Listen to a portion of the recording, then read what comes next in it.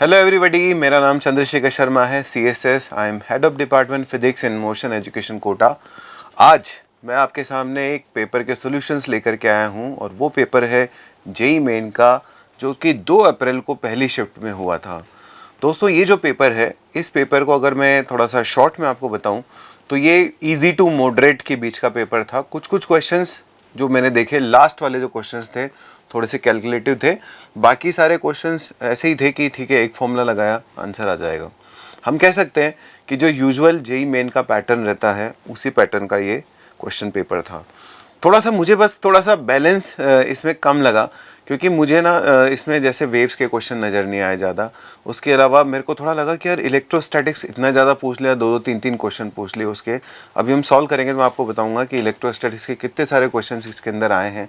ये जो पेपर है बच्चों, इसको 2 हिस्सों में हम लोग सॉल्व कर रहे हैं। 1 से लेकर 12 तक का मैं सॉल्व कर रहा हूँ, और 13 से लेकर के जो 25th वाला क्वेश्चन है वो करने जा रहे हैं सॉल्व AKJ सर, अंकुश जैन सर।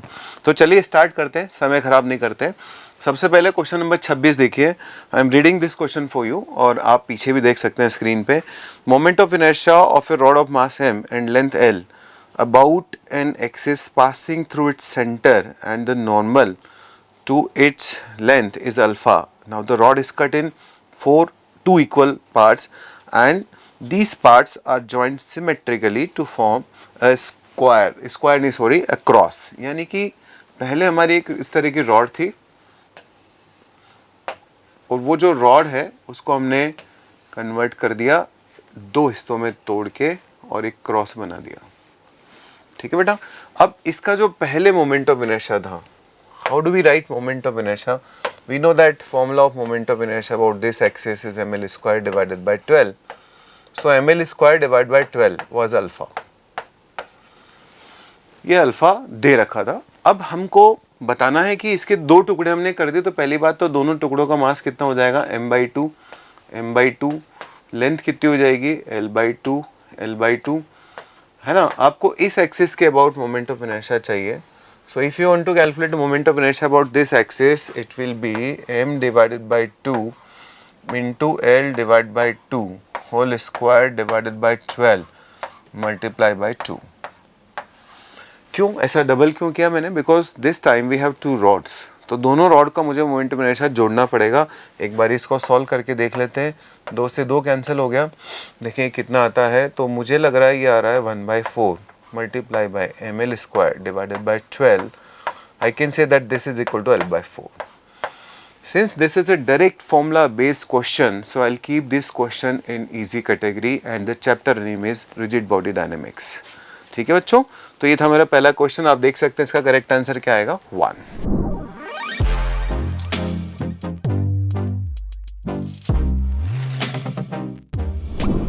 नेक्स्ट क्वेश्चन आप देख सकते हैं, पढ़ सकते हैं। अब देखो बेटा, ये लाइट वेव्स का क्वेश्चन है।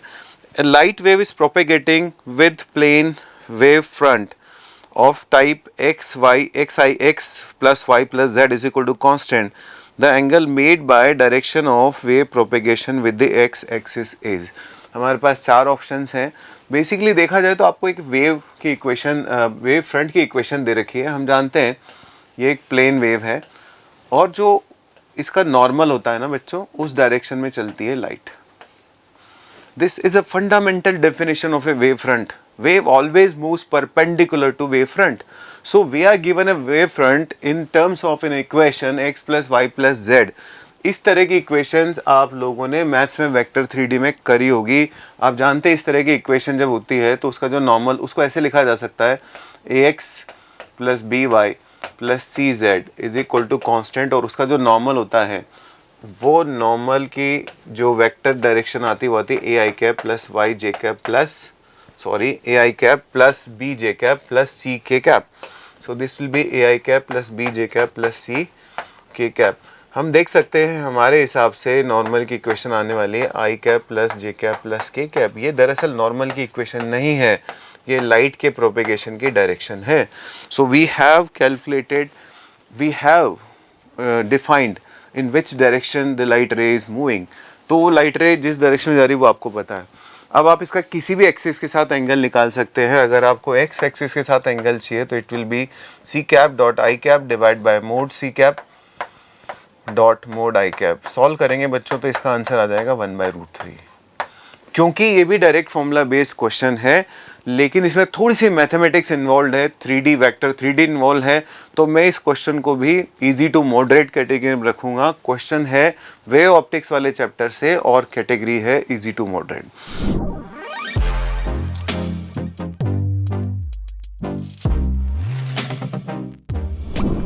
This is based on this question is from thermodynamics, heat and thermodynamics.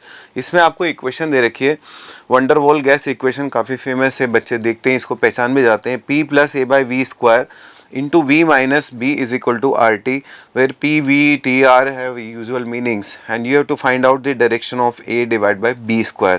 First of all, देखो बच्चों, ये क्वेश्चन को भी मैं इजी कैटेगरी में रखूंगा। यूनिट एंड डायमेंशन का क्वेश्चन है, वैसे तो इसको हीट एंड थर्मोडायनेमिक्स भी बोल सकते हो, नाम का हीट एंड थर्मोडायनेमिक्स है, क्वेश्चन यूनिट एंड डायमेंशन का है ये, ठीक है। तो आपको बताना है A डिवाइडेड बाय B² का यूनिट क्या होगा। पहली बात तो A क्या चीज़ है, तो A डिवाइड बाय V² जो है वो प्रेशर है। इसका मतलब A क्या होगा, pressure multiply by volume square. जो B है वो B क्या चीज़ है, B तो साक्षात वॉल्यूम है, ठीक है। अब आपको जानना क्या है, आपको जानना है A divide by B²। A divide by B² will be A dimension of pressure. Pressure की डायमेंशन बच्चों वही होती है जो एनर्जी डेंसिटी की होती है, क्योंकि प्रेशर होता है फोर्स अपॉन एरिया, ठीक है, और एनर्जी डेंसिटी होती है एनर्जी अपॉन वॉल्यूम। तो यहाँ होता है देख सकते हो आप, फोर्स अपॉन एरिया, ये फोर्स इनटू डिस्प्लेसमेंट होता है, एनर्जी वही डायमेंशन रखती है जो कि वर्क की होती है। तो फिर यहाँ पर भी एरिया की जगह क्या आ जाता है, वॉल्यूम आ जाता है। तो एक ऊपर लेंथ बढ़ गया, एक नीचे लेंथ बढ़ गया, so they have same dimension. Pressure की डायमेंशन और एनर्जी डेंसिटी की डायमेंशन सेम होती है। तो हमारे इस क्वेश्चन का जवाब क्या होगा, energy density.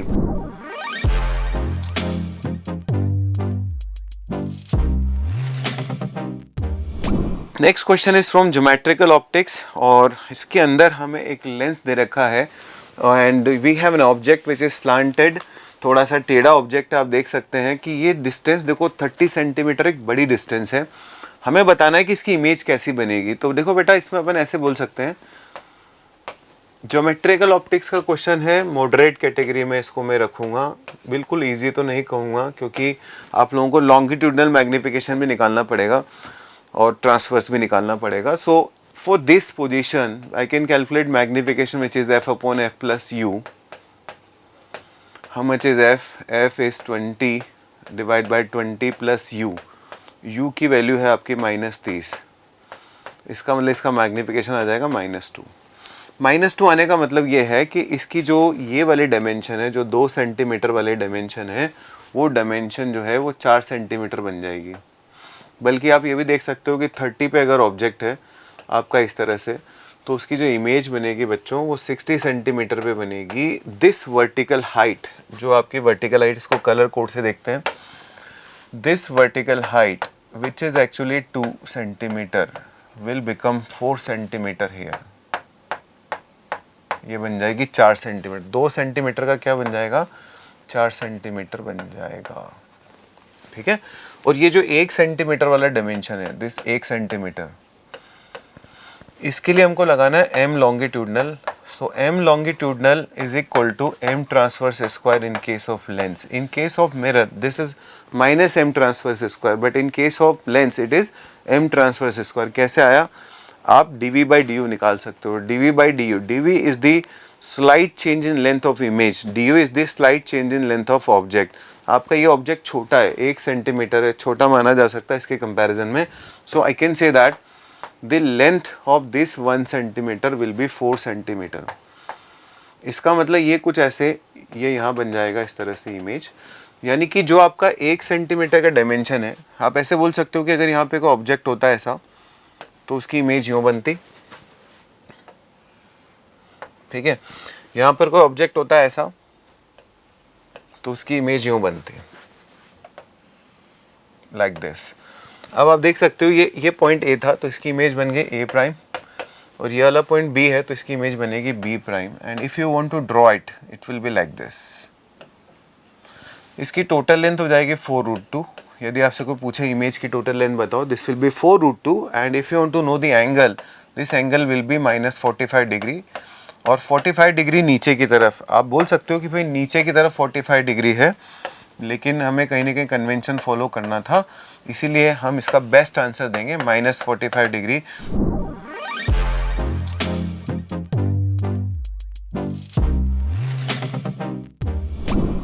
This question is again from geometrical optics. Now you can see there are two back-to-back questions from geometrical optics, and here this question is based on refraction through curved surface.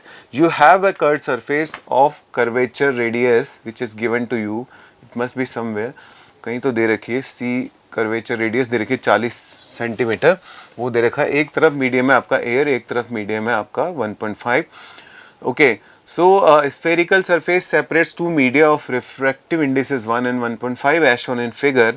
C is the center of curvature of the spherical surface and R is the radius of curvature. आपको बताना image कहाँ बनेगी, तो simple सा question है N2/V। अब देखो ये ज्योमेट्रिकल ऑप्टिक्स का क्वेश्चन है, कैटेगरी क्या रखूँगा, इजी, क्योंकि कुछ नहीं करना, फॉर्मूला लगाना है। So what is the formula, 1.5/V -1 divide by -0.2 is equal to N2 1.5 minus 1 divided by R. Radius of curvature is, centimetre में आंसर चाहिए तो सेंटीमीटर में डाल दीजिए, मीटर में चाहिए तो 0.4 डाल दीजिए। सॉल्व करेंगे तो यहाँ से आपका V का जो वैल्यू आता है, मैं बता देता हूँ, मैंने सॉल्व कर रखा है। V का वैल्यू आता है इसको सॉल्व करने पे -0.4। इसका मतलब जो फाइनल इमेज है, फाइनल इमेज जो बनेगी रिफ्रैक्शन के बाद, वो कहाँ बनेगी, -0.4 पे। क्या कोई ऑप्शन है हमारे पास -0.4 का? Yes, the image is formed at a distance -0.4 on the left of the surface, 0.4 and on the left of the surface, minus का मतलब होता है पीछे की साइड। ओके,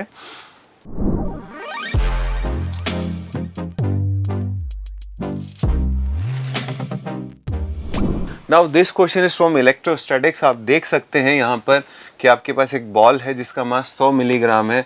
100 मिलीग्राम कई बार कंफ्यूज करता है, ठीक है, इसको आपको किलोग्राम में कन्वर्ट करना पड़ेगा।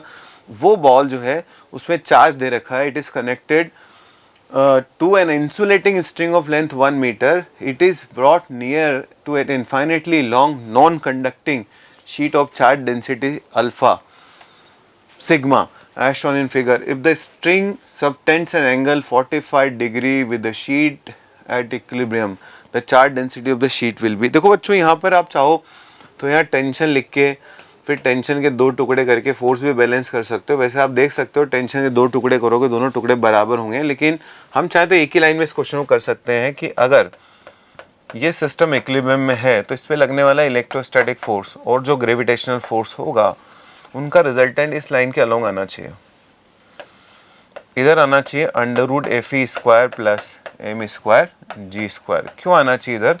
बिकॉज जब ये दोनों एंटी पैरेलल हो जाएंगे तो इसके about torque will be 0 and the system will be in equilibrium. तो आप फोर्स बैलेंस करके बोल सकते हो T/√2 is equal to this and T/√2 is equal to mg। Ultimately आप बोल सकते हो 1 is equal to FE divided by mg, and technically you are saying that FE is equal to mg। What do you want to know? You wanted to calculate sigma. You know what is the electric field intensity due to infinite non-conducting sheet? It is sigma by 2 epsilon naught.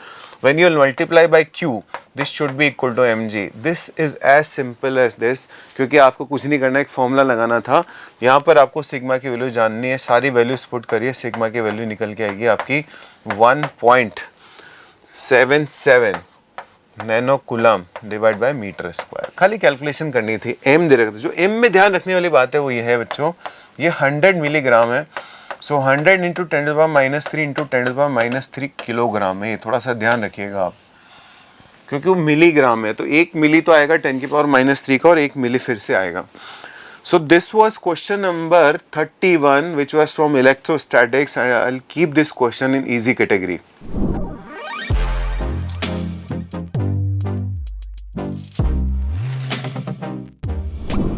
ये एक थोड़ा सा लंबा question है। वैसे जिन बच्चों को पता है कि यार ठीक है बोर मॉडल में क्या एनर्जी होती है, क्या स्पीड होती है, क्या रेडियस का फॉर्मूला होता है, हालांकि सारा क्वेश्चन मोस्टली एनर्जी पे बेस्ड है, उनके लिए कुछ भी नहीं है।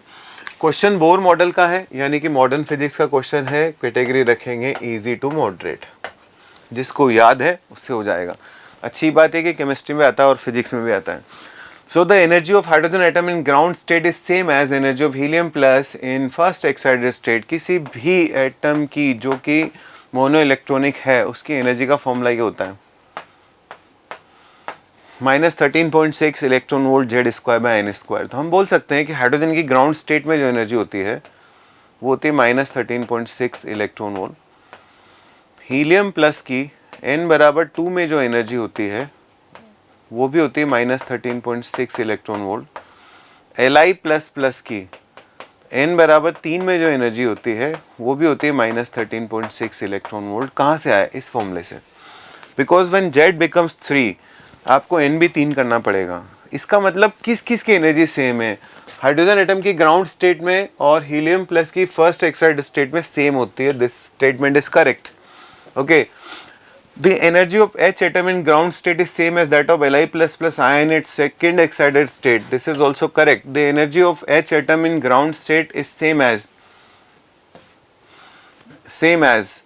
that of He plus ion for its ground state. This is not correct. The energy of He plus ion its first excited state is same as that of Li plus plus ion in ground state. This is also not correct. So technically only A and B are correct and the correct answer should be 4.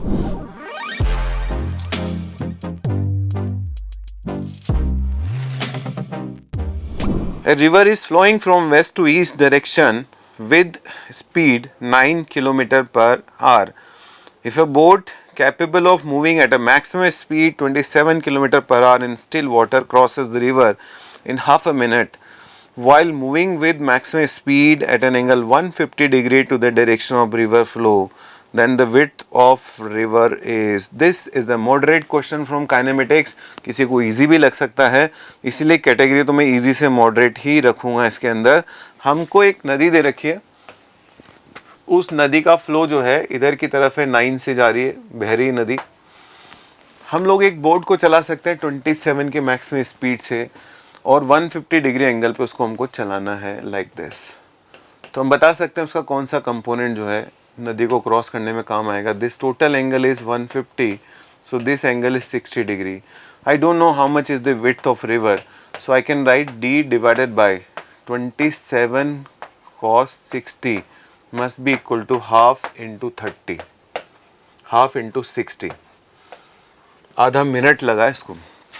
ये ध्यान रखना, ये 27 kilometre per hour है, तो इसको थोड़ा convert कर देते हैं। कहीं से मल्टीप्लाई करना पड़ेगा इसको? 5/18 से।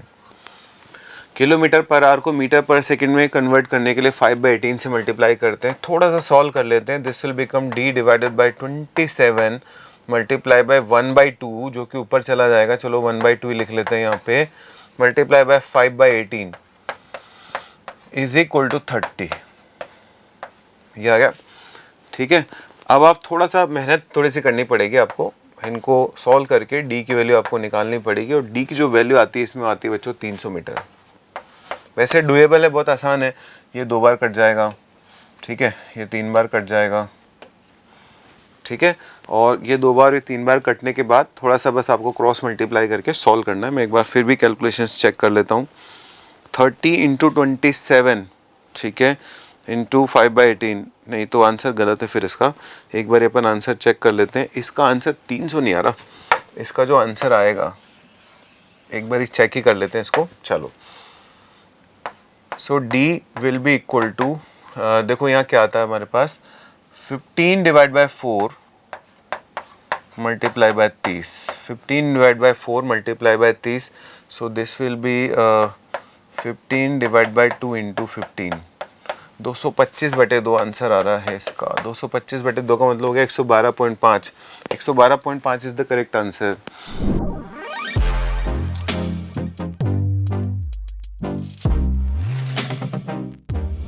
This question is from magnetic force. Question है, you have a monochromatic light, हालांकि ये मॉडर्न और उसका दोनों का मिला के है। You have a monochromatic light which is incident on a metallic plate having work function phi. An electron emits normally to the plate from a point A with a maximum kinetic energy and enters a constant magnetic field perpendicular to initial velocity of electron. The electron passes through a curve and hits back the plate at a point B, the distance between A and B. अब देखो बेटा इसमें question क्या है, पहली बात तो ये है कि इस प्लेट के परपेंडिकुलर इलेक्ट्रॉन निकलता है, ठीक है। मान लीजिए कि इलेक्ट्रॉन ऐसे निकलता है और मैग्नेटिक फील्ड अंदर की तरफ है, तो मैग्नेटिक फील्ड अगर अंदर की तरफ हुआ तो इलेक्ट्रॉन पे फोर्स लगेगा और वो उसको सर्कुलर पाथ पे घुमा देगा। तो हमारा जो इलेक्ट्रॉन है वो इस तरह से सर्कुलर पाथ पे घूम के यहाँ पे स्ट्राइक करने वाला है, और जिस डिस्टेंस पे स्ट्राइक करेगा that is going to be 2 times radius. आपको पता है कि इसमें रेडियस का फॉर्मूला क्या होता है, उसका फॉर्मूला होता है 2 टाइम्स, उसका फॉर्मूला होता है mb/qb। So this is radius और यहाँ पे डबल है, इसलिए जितनी डिस्टेंस से जाके वो टकराएगा that distance is going to be 2 times mb/qb।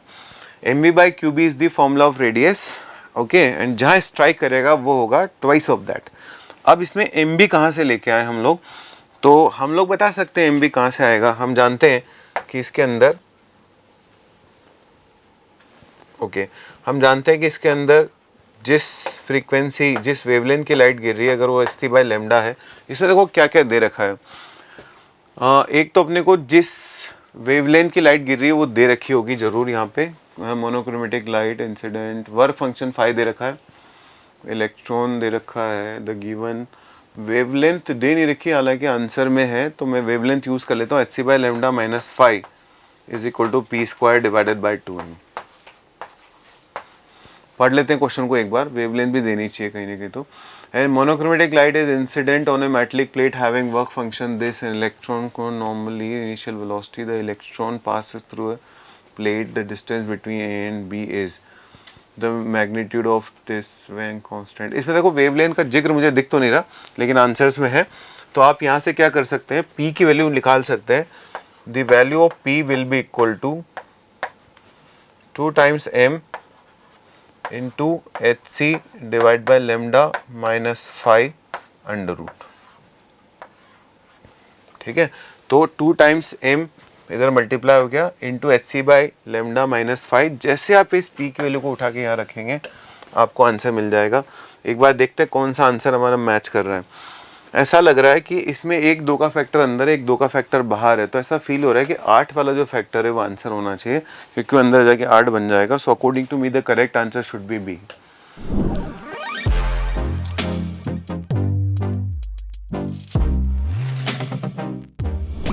You have question number 35, this is from magnetic field.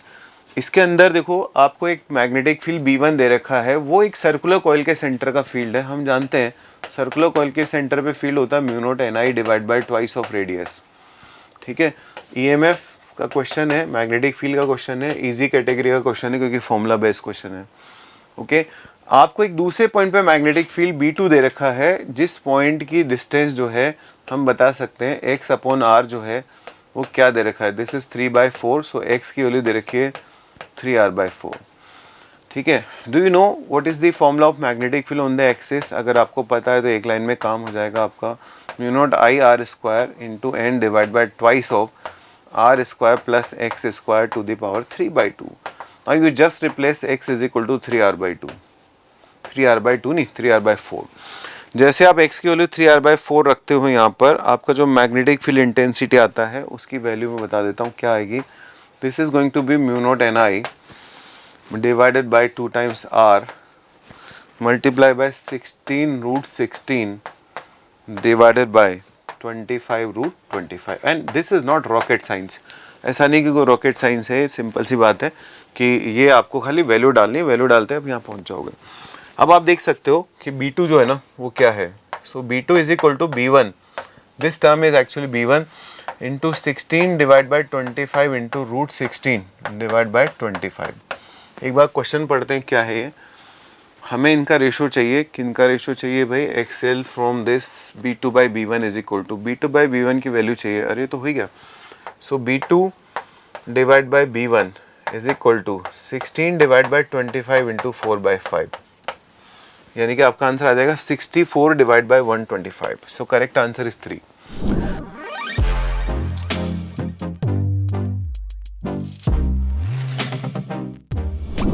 Question number 36 बच्चों यूनिट एंड डायमेंशन का क्वेश्चन है, इजी कैटेगरी में इसको रखेंगे हम लोग। कोफिशिएंट ऑफ विस्कोसिटी, देखो बेटा कोफिशिएंट ऑफ विस्कोसिटी इस फॉर्मूले से आ जाती है eta A into D V by D X, है ना। माइनस साइन लगाते हैं जनरली क्योंकि वेलोसिटी ग्रेडियंट अगर पॉजिटिव होता है तो फ्रिक्शन यानी कि विस्कोसिटी फोर्स किधर लग रहा होता है, पीछे। तो इसको अपन जानते हैं, ये है न्यूटन, इसको नीचे एरिया को नीचे ले जाएंगे तो क्या हो जाएगा मीटर स्क्वायर, लेंथ को ऊपर ले जाएंगे तो क्या होगा लेंथ, और ये वेलोसिटी है ये क्या है मीटर पर सेकेंड। ठीक है, न्यूटन को अपन जानते हैं, न्यूटन इज किलोग्राम यानी कि m1, मीटर यानी कि L1, और टाइम की पावर -2, किलोग्राम मीटर पर सेकेंड स्क्वायर। यहाँ पर एक लेंथ है बच्चों और यहाँ लेंथ का क्यूब है, तो नीचे क्या आ जाएगा लेंथ का स्क्वायर और एक टाइम ऊपर चला जाएगा घूम के। तो आप देख सकते हो इसकी डायमेंशन होगी m1 L-1 T-1। You just check किसके साथ मैच कर रही है, m1 L-1 T-1 यानी कि फोर्थ के साथ मैच कर रही है इसकी। आगे बढ़ते हैं, intensity of wave. Intensity of wave किसी की भी इंटेंसिटी हो यार, वो एनर्जी पर यूनिट एरिया होती है, energy per unit area per unit time होती है। तो एनर्जी यानी कि force into displacement per unit area यानी कि लेंथ का स्क्वायर डिवाइड बाय टाइम। ठीक है, तो चेक करते हैं m1 L1 T-2, ये तो हो गया force into L1 divided by L2 into time. इसका मतलब आप बोल सकते हो L स्क्वायर से L स्क्वायर कटने वाला है और यहाँ पे आपका जो आंसर आने वाला है वो आने वाला है m1 L0 T-3। इसका मतलब इंटेंसिटी B का मैचिंग होना चाहिए फर्स्ट के साथ, तो B का मैचिंग फर्स्ट के साथ इसी में हो रहा है। उसके बाद आगे बढ़े, वैसे तो प्रेशर ग्रेडियंट का मतलब होता है pressure dP divided by dx। तो आप देख सकते हैं प्रेशर का जो होता है वो होता है m1 L-1 T-2, उसमें एक और L आ जाएगा, तो ये क्या हो गया बेटा m1 L-2 T-2, तो इसका मैचिंग होना चाहिए सेकेंड से। ठीक है, लास्ट है कंप्रेसिबिलिटी। कंप्रेसिबिलिटी जो होता है ना वो होता है 1 बल्क मॉडुलस। तो आपको चाहिए तो मैं निकाल के दे देता हूँ आपको, अदरवाइज हमारा आंसर तो आ चुका है 3, बट स्टिल चलो हम कंप्रेसिबिलिटी का निकाल लेते हैं। हम जानते हैं कि वेलोसिटी जो साउंड की होती है उसका फॉर्मूला होता है under root bulk modulus divide by density. तो अगर आपको बल्क मॉडुलस की डायमेंशन चाहिए, वैसे तो किसी मॉडुलस की डायमेंशन वही होती है, बल्क मॉडुलस हो यंग्स मॉडुलस हो, प्रेशर की डायमेंशन होती है, फिर भी यहाँ से डिराइव कर सकते हो आप rho into velocity square. Rho is mass per unit volume which is m1 divide by L3, velocity square is L square divide by T square. तो आप देख सकते हैं this is m1 L-1 T-2, जो प्रेशर की dimension होती है वही। अच्छा, ये बल्क मॉडुलस की डायमेंशन है, compressibility is 1 bulk modulus, so this will become m-1 L-1 T2। देखते हैं m-1 L-1 T2 किस में आती है, तो m-1 L-1 T2 थर्ड में आती है, इसका मतलब यही आंसर है। So best answer is 3।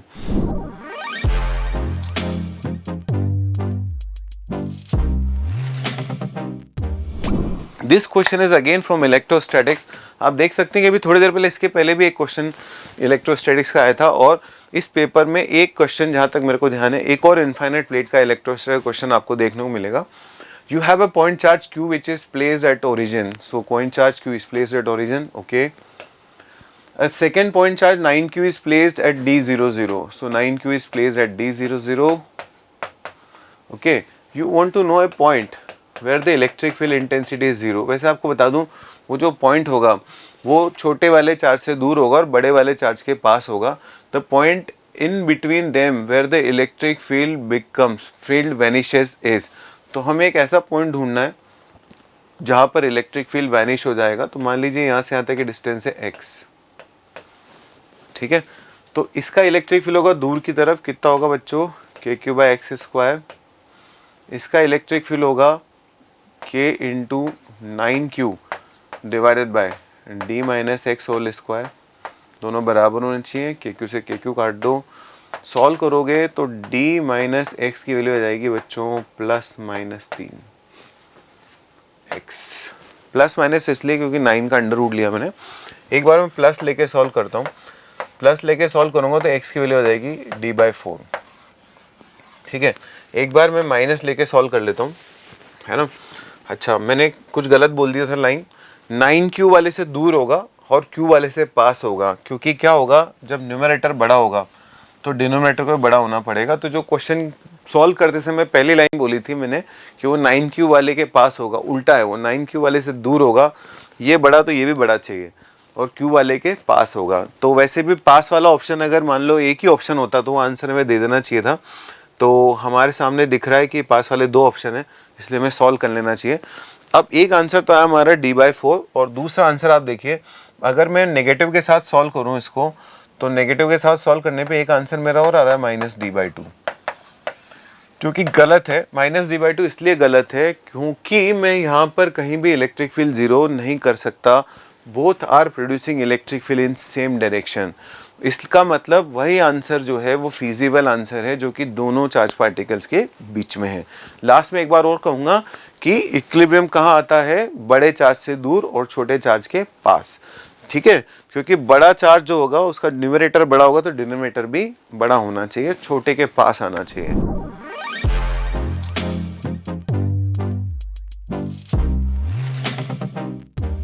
The battery of a mobile phone is rated as 4.2 volt. Question में गिवन है कि एक मोबाइल की बैटरी का जो रेटेड वोल्टेज है वो 4.2 वोल्ट है, ठीक है। उसके बारे में करंट की वैल्यू गिवन है, थोड़ा ढंग से देखना है वैल्यूज़ को। 5800 मिली एम्पियर आर। इसका मतलब ये जनरली करंट के लिए जब यूनिट लिखी जाती है तो मिली एम्पियर एम्पियर लिखी जाती है, या इंटू आर भी कर रखा है। इसका मतलब ये करंट नहीं बताकर टोटल चार्ज बता रखा है कि 1 घंटे के ड्यूरेशन में वो जो बैटरी है उसमें जो टोटल चार्ज की जो कंज्यूम होगी टोटल चार्ज वो इतना होगा। How much energy stored in it when fully charge. अगर बैटरी को फुल्ली चार्ज कर देते हैं तो उसमें कितनी एनर्जी स्टोर होगी।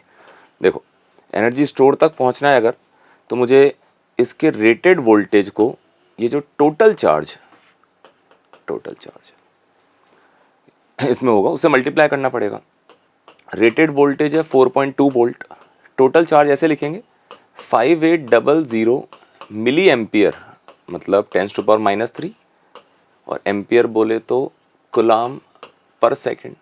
तो 1 सेकंड में 5800 इंटू 10⁻³ कूलम चार्ज का फ्लो होता है। तो 1 घंटे के ड्यूरेशन में 3600 सेकंड्स होते हैं। इससे मल्टीप्लाई कर देंगे तो ये टोटल चार्ज आ जाएगा ये वाला, और सेल के वोल्टेज को उसके चार्ज से मल्टीप्लाई करते जितनी एनर्जी स्टोर्ड है वो हमारे पास आ जाएगी। तो यहाँ से आपके पास इसको सॉल्व करने पर आंसर आ जाएगा 87.7 किलो जूल। तो इसका सही आंसर होना चाहिए question number 3।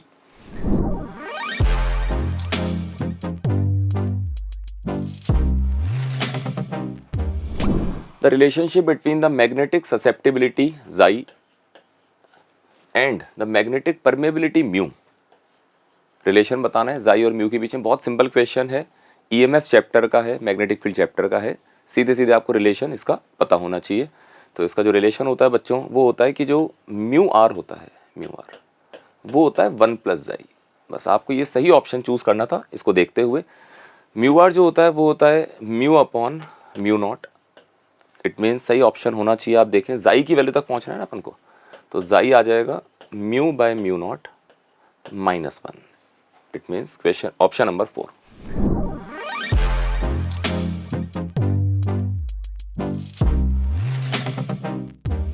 A cord of negligible mass is wound around the rim of a wheel supported by spokes with negligible mass। ये एक रिंग है जिसको यहाँ से हिंज कर रखा है, इसके ऊपर एक रस्सी को बांधते हुए, और इस वाले सिरे पर 20 न्यूटन का कांस्टेंट फोर्स लगाया जाता है। इनिशियली व्हील जो है वो रेस्ट पर है, व्हील की रेडियस गिवन है, डेटा आप ढंग से देख लें, है ना। व्हील का मास गिवन है।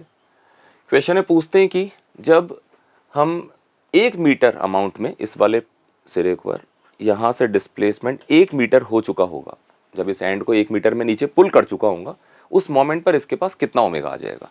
तो बहुत इजीली मैं ऐसे कर सकता हूँ कि इस फोर्स के द्वारा जो भी वर्क किया जाएगा वो सारा का सारा वर्क इस व्हील की काइनेटिक एनर्जी को चेंज करने में जाएगा।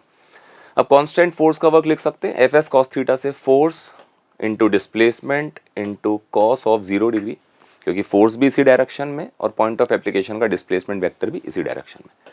चेंज इन काइनेटिक एनर्जी, ये जो रिंग है ये प्योर रोटेशन कर रही है, तो इसकी काइनेटिक एनर्जी सिर्फ रोटेशनल काइनेटिक एनर्जी होगी। तो ½ I⍵², माना फाइनल ओमेगा इतना था, माइनस ½ I इनिशियल ओमेगा का स्क्वायर, जो कि 0 हो जाएगा, क्योंकि इक्वेशन में गिवन है कि व्हील इनिशियली रेस्ट पर था। बस सिंपली वैल्यूज पुट करनी है। इधर 20 है, half moment of inertia ring का हो जाएगा mr² इंटू फाइनल ओमेगा का स्क्वायर। आप इसको सॉल्व कर लीजिए। मास और रेडियस गिवन है, बस ध्यान रखना है रेडियस 10 सेंटीमीटर गिवन है, उसको मीटर में पुट करना है ना। तो यहाँ से आपका फाइनल ओमेगा आ जाएगा 20 रेडियन पर सेकेंड। तो आंसर होना चाहिए option number 3।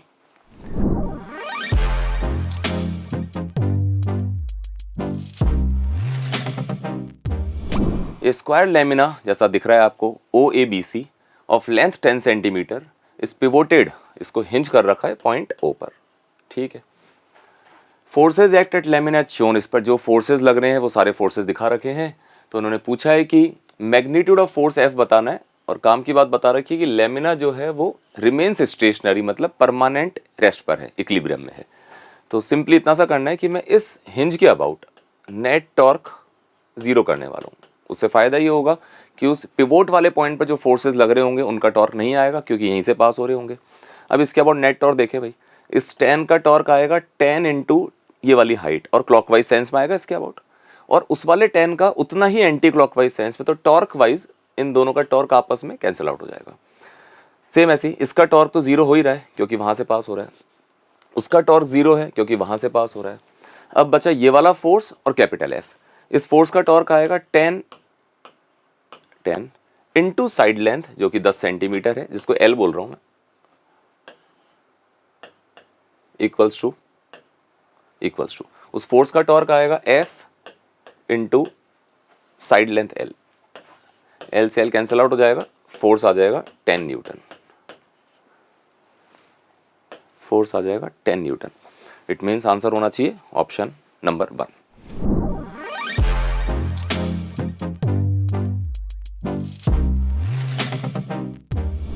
In an adiabatic process, इसका मतलब KTG थर्मोडायनेमिक्स से सवाल आया है। Which of the following statement is true. Adiabatic process के बारे में सही ऑप्शन हमको चूज करने हैं। पहला ऑप्शन देखते हैं, molar heat capacity is infinite. तो आपको पता होगा मोलर हीट कैपेसिटी जो होती है उसका बहुत बेसिक फॉर्मूला dQ/NdT होता है। एडियाबैटिक प्रोसेस में हर छोटे छोटे प्रोसेस में अगर डिवाइड कर दो तो हर dQ जो होता है वो जीरो होता है थ्रू आउट द प्रोसेस। तो ये dQ जीरो होता है। इट मीन्स ये कंफर्म हो गया मोलर हीट कैपेसिटी जीरो होनी चाहिए। तो पहला ऑप्शन तो बच्चों गलत हो गया। Second option, work done by gas equals the internal energy in the increase in internal energy. तो फर्स्ट लॉ अगर मैं अप्लाई करूं Q equals to W plus delta U। अब एडियाबैटिक प्रोसेस है तो Q तो जीरो होगा।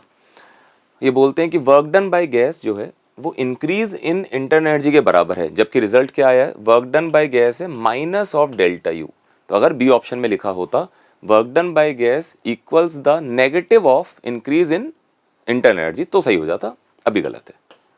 चलिए नेक्स्ट ऑप्शन देखते हैं, internal energy of gas decreases as the temperature increases. ये बोल रहे हैं कि गैस की इंटरनल एनर्जी कम हो जाएगी टेम्परेचर बढ़ने से। तो वैसे ही गलत हो जाएगा क्योंकि प्रोसेस कोई सा भी होता डेल्टा U का फॉर्मूला होता है F/2 NR डेल्टा T। अब अगर यहाँ लिखा है टेम्परेचर बढ़ता है, अगर टेम्परेचर बढ़ा है किसी भी प्रोसेस में तो उसकी इंटरनल एनर्जी का चेंज पॉजिटिव आएगा, इसका मतलब उसकी एनर्जी बढ़ी होगी। तो ये भी गलत हो गया। और लास्ट में ये लिखा है मोलर हीट कैपेसिटी जीरो होगी, जो कि अपनी बात हो चुकी है। इसका मतलब ऑप्शन नंबर 4 सही होना चाहिए।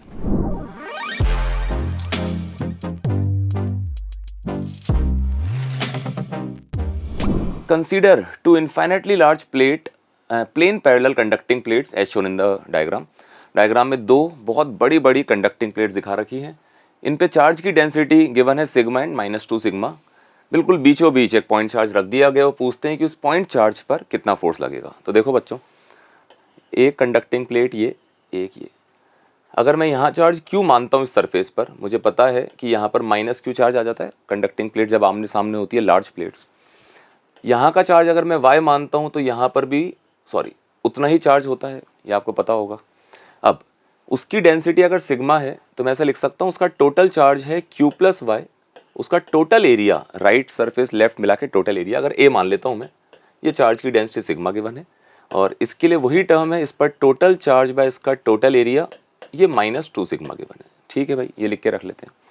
अब वो जो चार्ज जहाँ रखा है वहाँ पर इन प्लेट्स के कारण इलेक्ट्रिक फील्ड लिखें। इस डायग्राम में देखते हैं, इस पॉइंट पे इलेक्ट्रिक फील्ड अगर लिखेंगे तो इनका इलेक्ट्रिक फील्ड तो जीरो हो जाएगा, आपस में कैंसिल आउट हो जाएगा, और इन दोनों का फील्ड जुड़कर इधर की तरफ आएगा। इसकी वजह से Q/2A एप्सिलॉन नॉट, इस Q चार्ज की वजह से, तो दोनों का ऐड होकर आएगा Q/A एप्सिलॉन नॉट। ये इलेक्ट्रिक फील्ड है वहाँ पर, तो उस चार्ज जो स्मॉल क्यू वहाँ रखा है उस पर फोर्स लगेगा Q इंटू ई फॉर्मूले से, Q into electric field Q upon A epsilon not. बस मुझे इस Q upon A epsilon not या Q बाय ए को सिग्मा की टर्म्स में रिप्रेजेंट करना है। तो यहाँ से सॉल्व करना पड़ेगा, सिग्मा की वैल्यू निकाल सकते हैं। अगर मैं इक्वेशन 1, इक्वेशन 2, 1 में से 2 को माइनस कर दूं तो आप देखें Q बाय ए और यहाँ माइनस Q बाय ए जुड़कर 2Q बाय ए बन जाएगा और y बाय ए कैंसिल आउट हो जाएगा। इधर इसमें से इसको माइनस करूंगा तो 3 सिग्मा आ जाएगा। तो Q बाय ए की वैल्यू आ रही है 2 को डिवाइड कर दें 3 सिग्मा बाय 2, तो Q बाय ए आ रहा है 3 सिग्मा बाय 2। तो आंसर आएगा 3Q sigma upon 2 epsilon naught. ऐसा ऑप्शन नंबर 3 है।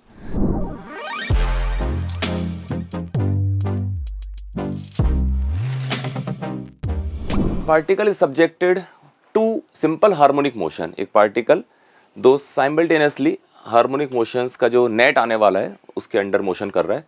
x डिस्प्लेसमेंट है, t सेकेंड्स है। ये पूछते हैं मैक्सिमम एक्सेलेरेशन पार्टिकल का क्या होगा और इसकी टर्म में अपन को आंसर लाना है, कंपेयर करके x की वैल्यू पता करनी है। तो सबसे पहले स्टेप होना चाहिए कि मैं इन दो इक्वेशंस को दो वेक्टर मान लूँ। तो अगर मैं दो वेक्टर ड्रॉ करूँ, इसका मैग्नीट्यूड √7 हो जाएगा, वेक्टर की बात कर रहा हूँ, और दूसरा जो है उसका 2√7। इनके बीच का जो फेज का डिफरेंस है वो 60 डिग्री का है। मेरा टारगेट अभी ये पता करना है कि इन दोनों के सुपर पोजिशन से जो एम्पलीट्यूड आने वाला है, ए नेट बोल देता हूँ उसको ना, ये पता करना मेरा टारगेट है। तो वेक्टर एडिशन का फॉर्मूला आपको आता होगा, उससे रिजल्टेंट जो है इन दोनों का वो निकाल लेते हैं। √a² प्लस b² कितना हो जाएगा 428 plus 2ab, 2 times a into b हो जाएगा अपना 14 cos ऑफ 60। cos 60 की वैल्यू हाफ से कैंसिल आउट हो जाएगा। अब देखें कितना आया, तो ये बचा अपना 14, यहाँ पर 7, तो ये हो गया 21 और 28 49, तो 7 आया है ना। यूनिट मीटर चल रही है, तो रिजल्टेंट एम्पलीट्यूड आया बच्चों 7 मीटर। अब बस मुझे SHM करते हुए पार्टिकल के एक्सेलेरेशन की मैक्स वैल्यू होती है a⍵², बस इसमें वैल्यू पुट कर देते हैं। तो एम्पलीट्यूड आया 7 और ओमेगा की वैल्यू यहाँ से दिख रही है 5, उसका स्क्वायर करेंगे तो 25 हो जाएगा। तो आंसर आ जाएगा कितना 175। इट मीन्स ऑप्शन नंबर 4 सही होना चाहिए।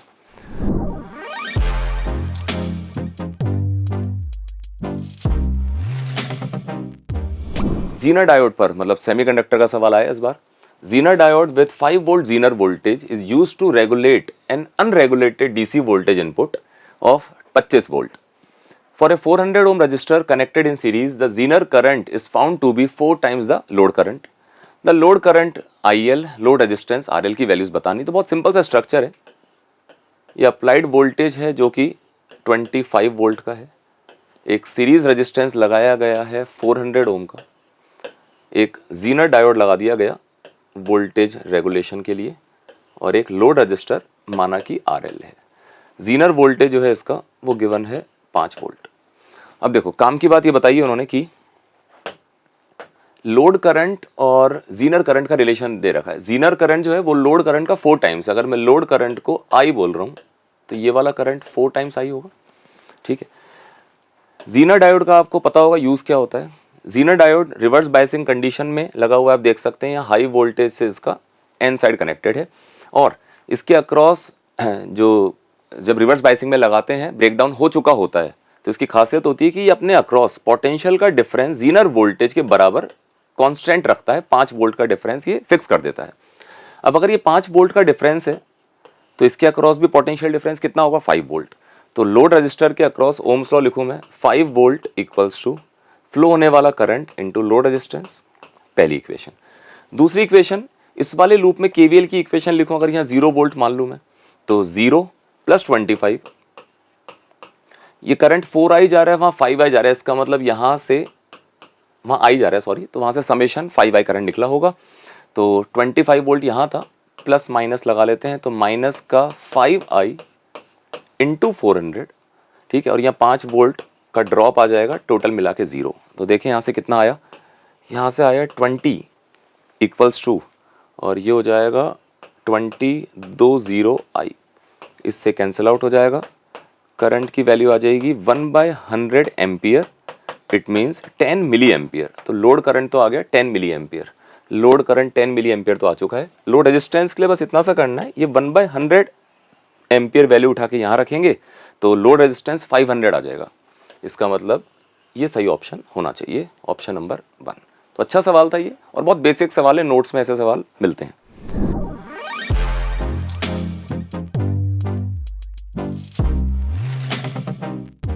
Gamma A is the specific heat ratio of monatomic gas A having 3 translational degree of freedom.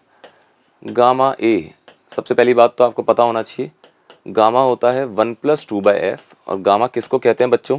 Cp/Cv को। तो कोई ए वाली गैस है जो मोनोटोमिक गैस है, जिसकी डिग्री ऑफ फ्रीडम सिर्फ और सिर्फ ट्रांसलेशनल होती है, वो भी 3 है।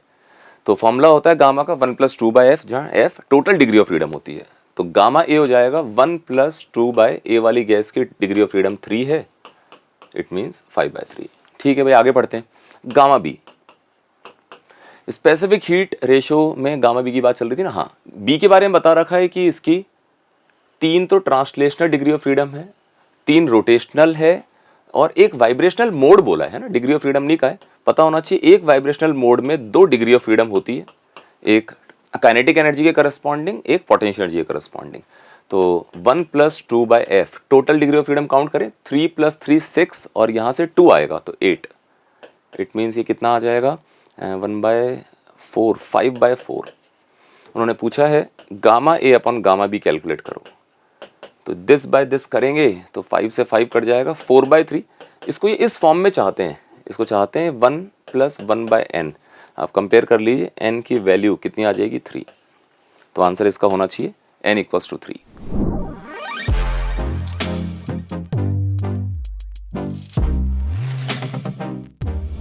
If the measured angular separation between the second minima to the left of the central maxima and the third minima to the right of the central maxima is 30 degree in a single slit diffraction pattern recorded using 628, जो single slit diffraction है उसमें light जो use में ली गई है उसकी wavelength given है 628 nanometre. थोड़ा सा डिफ्रैक्शन का आपको आइडिया होना चाहिए। जैसे अगर मैं आपको बेसिक फॉर्मूले के बारे में बताऊं, तो अगर स्लिट की विड्थ को मैं ए कहता हूं, ये सामने स्क्रीन है, बिल्कुल ठीक सामने यहाँ सेंट्रल मैक्सिमा बनता है, उसके बाद फिर मिनिमा बनता है, फिर मैक्सिमा बनता है, मैक्सिमा को राइट बोल देते हैं, फिर मिनिमा बनता है, फिर मैक्सिमा बनता है, दोनों तरफ ऐसा पैटर्न बनता है। अब अगर कोई मुझसे पूछे कि पहला मिनिमा कहाँ बनता है, तो उसके लिए यहाँ से जाने वाली वेव और यहाँ से जाने वाली वेव, इस स्लिट को अपन 2 इक्वल पार्ट्स में तोड़ देते हैं, है ना। इन दोनों के बीच में यहाँ पर जो पाथ का डिफरेंस होता है उसको λ/2 करवाना होता है, और वो d sin थीटा फॉर्मूले से, जहाँ d a/2 हो जाएगा, d sin थीटा फॉर्मूले से मेरे पास साइन थीटा या थीटा की वैल्यू आ जाती है। ठीक है, उन्होंने क्या बोला है वो देखते हैं। उन्होंने बोला है कि इस पैटर्न में सेंट्रल मैक्सिमा के second minima to the left of central maxima, ये सेंट्रल मैक्सिमा है ना। वैसे डायग्राम ऐसा थोड़ा वर्टिकल टाइप दिखाना चाहिए था मुझे, पर ठीक है, इसका लेफ्ट में उधर मान लेता हूँ, इसका राइट इधर मान लेता हूँ। तो इसके लेफ्ट का सेंट्रल मिनिमा, सॉरी मैक्सिमा के लेफ्ट में सेकंड मिनिमा, तो ये फर्स्ट मिनिमा है, मैक्सिमा आएगा, ये सेकंड मिनिमा है, सेंट्रल मैक्सिमा के लेफ्ट को इधर मान रहा हूँ। और सेंट्रल मैक्सिमा के राइट साइड पर देखना था मुझे थर्ड मिनिमा, तो एक मिनिमा यहाँ आएगा, फिर मैक्सिमा आएगा, फिर मिनिमा आएगा, फिर मैक्सिमा आएगा, फिर मिनिमा आएगा। इसकी बात चल रही है इसकी। तो ये बोलते हैं कि यहाँ से वहाँ तक की जो टोटल एंगुलर विड्थ है ये 30 डिग्री है। इसके आधार पे अपन को विड्थ ऑफ स्लिट बताना है, स्लिट की विड्थ। अब देखो इतना सा करना है, इस पॉइंट के लिए मुझे पता था ये कैलकुलेशन करनी होती है। फिर एक मैक्सिमा आता है, मैक्सिमा, उसके लिए स्लिट को 3 इक्वल पार्ट्स में तोड़ते हैं। फिर मिनिमा आता है, इसके लिए इसको 4 पार्ट्स में तोड़ते हैं। तो ये वाला जो पॉइंट होता है, यहाँ आने वाली वेव्स के बीच का पार्ट डिफरेंस λ/2 ही करना होता है, और a/2 की जगह क्या हो जाता है, a/4 साइन थीटा, थीटा 1 बोल रहा हूँ इधर वाले एंगल को, इस वाले एंगल को थीटा 2 बोल रहा हूँ। ठीक है ना। तो इससे ये 2 बार कैंसिल आउट हो जाएगा, और स्मॉल एंगल मानते हुए, वैसे तो एंगल 30 डिग्री तो काफ़ी बड़ा है, पर ठीक है अपन इसको एक बार स्मॉल मान लेते हैं। तो स्मॉल एंगल मानते हुए मेरे पास थीटा 1 की वैल्यू अप्रॉक्सीमेटली कितनी आ गई, λ/2 λ/a। ठीक है, सेम ऐसे ही ये सेंट्रल मैक्सिमा था, ये first minima, second minima, third minima. तो इसके लिए आएगा यहाँ पर a/2, फिर a/3, a/4, a/5, a/6। तो इस वाले पॉइंट के लिए आएगा λ/2 equals to a/6 sine theta 2। इससे 3 टाइम्स कैंसिल आउट हो जाएगा, थीटा को स्मॉल मानते हुए थीटा 2 आएगा 3 λ/a। तो जो टोटल एंगल आएगा बच्चों वो आएगा थीटा 1 प्लस थीटा 2। तो इन दोनों को जोड़ देते हैं तो 5 λ/a, सही लिखा हुआ है, यहाँ a/4 था, एक बार और मैं चेक कर लूँ, 2 3 4 है ना, 2 3 4 5 6 पार्ट में तोड़ा था मैंने। तो दिस इक्वल्स टू डी हो जाएगा a/6 साइन थीटा, ठीक है।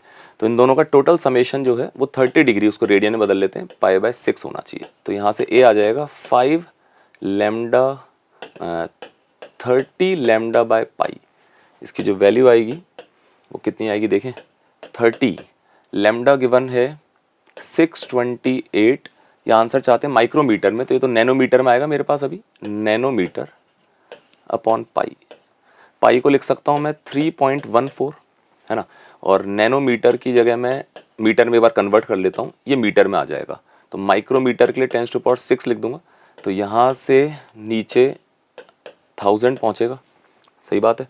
और एक काम करते हैं, 1000 का 100 इससे मल्टीप्लाई करके ये 314 से ये 2 टाइम्स कैंसिल आउट हो जाएगा, और ये 0 से 0 कैंसिल आउट, 6 आंसर आना चाहिए इसका, 6 माइक्रोमीटर। ठीक है, तो अच्छा सवाल था ये।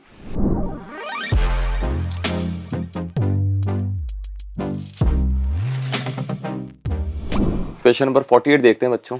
Steel wire of length 2 metre, एक स्टील का वायर है, उसकी लेंथ गिवन है, यंग्स मॉडुलस भी गिवन है 2 × 10⁻11। स्ट्रेस्ड बाय फोर्स, जब इसको फोर्स लगा के खींचा जाता है तो ये बोलते हैं कि पॉइजन्स रेशियो की वैल्यू गिवन है। आपको पता होना चाहिए पॉइजन्स रेशियो जो है वो होता है -ΔD/D अपॉन ΔL/L। ΔL/L तो है लॉन्गिट्यूडनल स्ट्रेन, ΔD/D जो है उसका नाम है ट्रांसवर्स स्ट्रेन, मतलब डायमीटर में जितना चेंज आया अपॉन अनडिफॉर्म कंडीशन में जो डायमीटर थी, ठीक है। तो पॉइजन्स रेशियो गिवन है, ट्रांसवर्स स्ट्रेन मतलब ΔD/D की वैल्यू गिवन है, यहाँ से मैं ΔL/L पता कर सकता हूँ। आगे लिखा हुआ है क्वेश्चन में कि इस वायर में जो इलास्टिक पोटेंशियल एनर्जी की डेंसिटी है वो कैलकुलेट करनी है। बहुत सिंपल सा क्वेश्चन है, formula based. Elastic potential energy density ऐसे लिखते हैं, half into stress into strain, इस तरह से।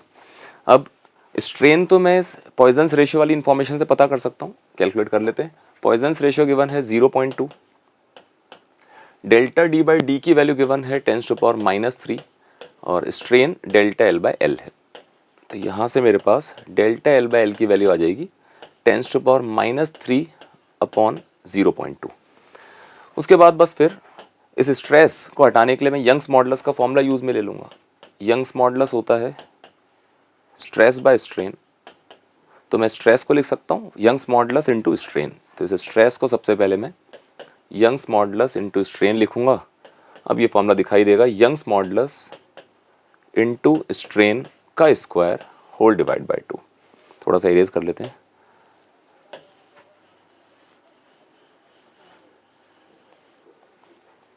हाँ भाई, तो इसमें वैल्यू पुट कर लेते हैं। तो यंग्स मॉडुलस गिवन है बच्चों 2 × 10⁻11 इंटू स्ट्रेन का स्क्वायर। स्ट्रेन अपने पास आ चुका था, इसको थोड़ा सा ढंग से जमा लेते हैं। ये हटाकर ऊपर 10 चल जाएगा, तो वो 10⁻²/2 आ जाएगा। तो मुझे लिखना था स्ट्रेन का स्क्वायर वो हो जाएगा 10⁻⁴/4, और एक 2 और था ही सही, यहाँ पर 2 से 2 उड़ा देते हैं। ये मेरे पास आ जाएगा 1/4 इंटू 10⁻, कितना हो जाएगा ये 7। ये आंसर चाहते हैं, जो भी आंसर आएगा वो इंटू 10⁻5 लिखा हुआ है, तो मैं इसको 100 इंटू 10⁻5 लिख दूँ साथ में। मेरे पास 100/4 इट मीन्स 25 इंटू 10⁻5। आप इसको कंपेयर करें इसके साथ, तो आपका जो आंसर आएगा इंटीजर वैल्यू वो कितनी आ जाएगी, 25।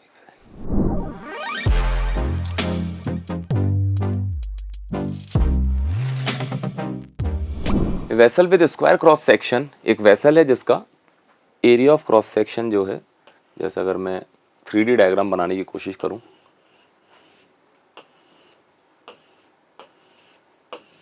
इस तरह का एक कंटेनर है एंड हाइट ऑफ 6 मीटर, इसकी टोटल हाइट है 6 metre.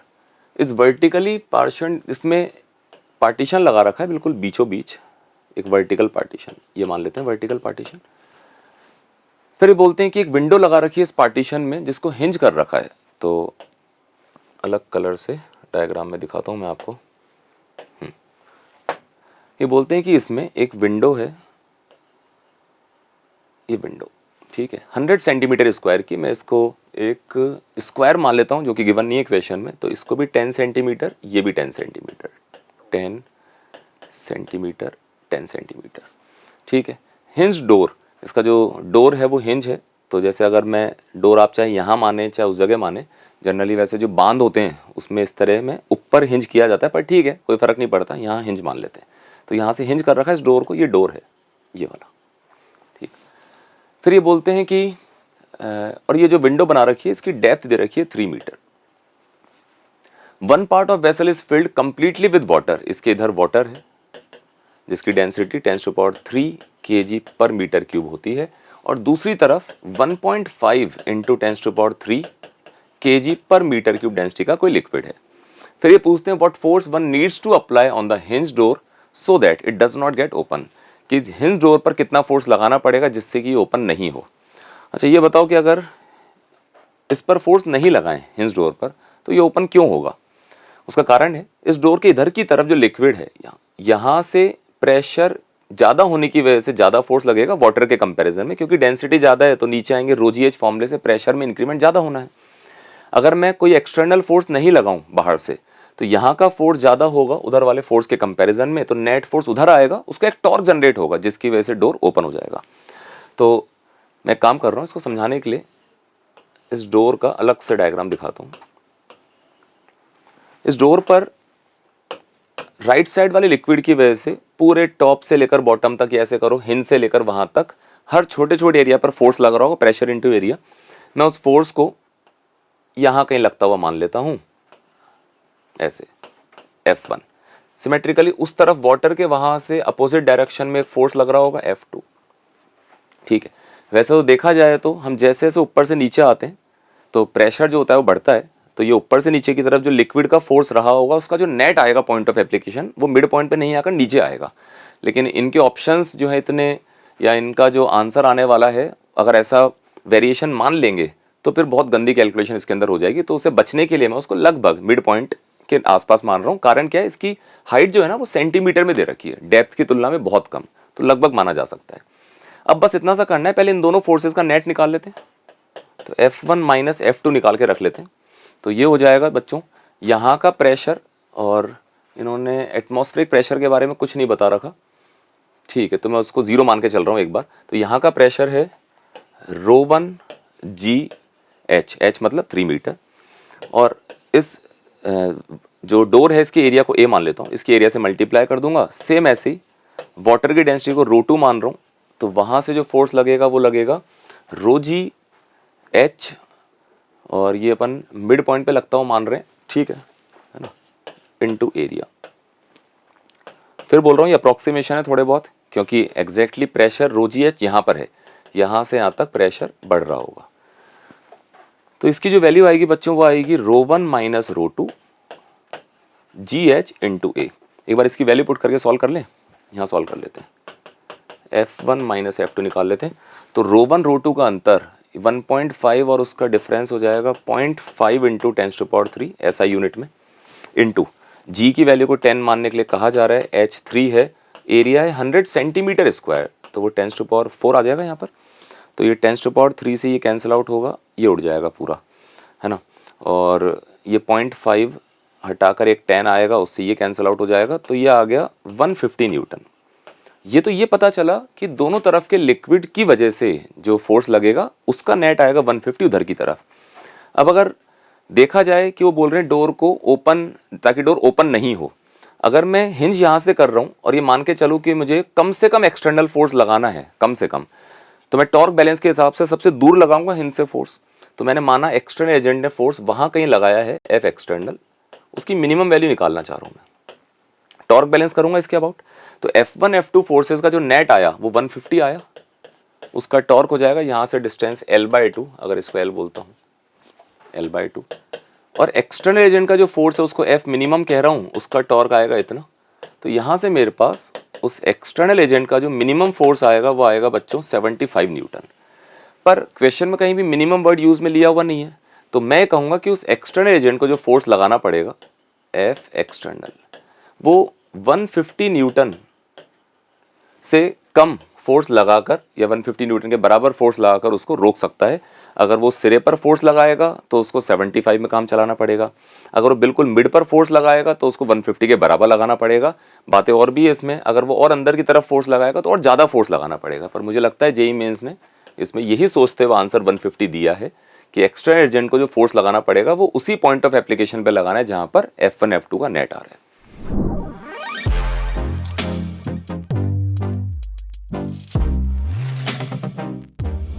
A person traveling on a straight line moves with uniform velocity v1। एक पर्सन जो है स्ट्रेट लाइन पर मूव करता है कांस्टेंट स्पीड v1 से फॉर ए डिस्टेंस x, और यहाँ से ये जो स्पीड बताई गई है ये x दूरी तक की बात चल रही है, यहाँ पर पहुँच जाता है वो, ठीक है भाई।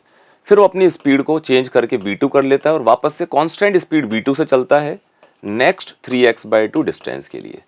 पूछते हैं एवरेज वेलोसिटी बताओ इस पूरे ड्यूरेशन में, तो बहुत इजी क्वेश्चन है, सीधे फॉर्मूला बेस्ड। एवरेज वेलोसिटी का फॉर्मूला होता है total displacement upon total time. तो टोटल डिस्प्लेसमेंट हो गया x + 3x/2, it means 5x/2 divide by total time जो है वो टुकड़ों में लिखना पड़ेगा। यहाँ से यहाँ तक का टाइम लिख रहा हूँ मैं, distance travel divide by constant speed.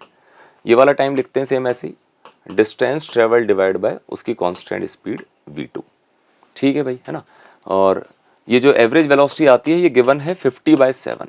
अब इसको सॉल्व कर लेते हैं। तो x, तो ये x की वैल्यू कॉमन लेके उड़ा देते हैं, इधर बचा 5/2 whole divide by 1/v1, v1 खुद 5 गिवन है तो 1/5 लिख दूं v1 की वैल्यू को, प्लस 3/2v2, इसकी वैल्यू गिवन है 50/7, ठीक है। तो ये 5 से 10 बार कट जाएगा, ये 2 उधर जाके 20 बन जाएगा, 20/7, और इसको क्रॉस मल्टीप्लाई कर दें तो 7 उधर भेज देते हैं, और 20 × 1/5 + 3/2v2, इसको सॉल्व कर लेते हैं। अब ये 20 को अंदर मल्टीप्लाई कर दूं तो ये हो जाएगा 4 + 30/v2। तो यहाँ से मेरे पास 30/v2 की वैल्यू आ गई 3, ये 10 टाइम्स कटेगा, v2 आ गया 10, तो इसका आंसर 10 मीटर पर सेकेंड होना चाहिए।